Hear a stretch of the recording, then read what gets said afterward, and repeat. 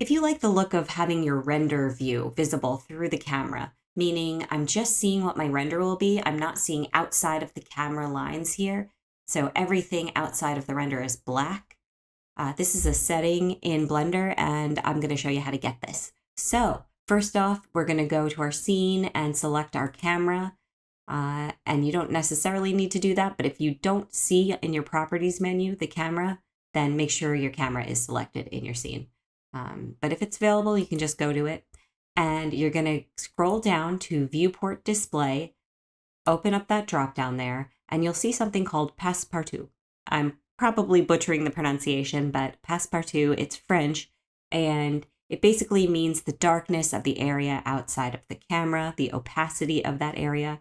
And if you hover above it, you'll get a good definition. Let's say opacity of the darkened overlay in camera view.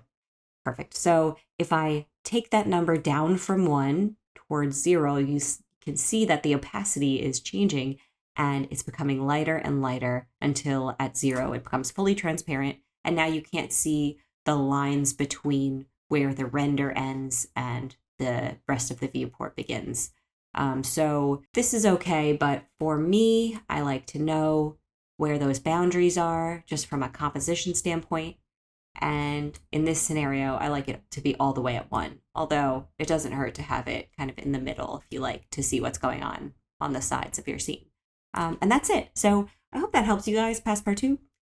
It's a nice little trick and great for getting an idea of what your render is going to look like. And if you want to see that camera view, you can just go into your viewport and select 0 on your numpad, and it will snap you to that view.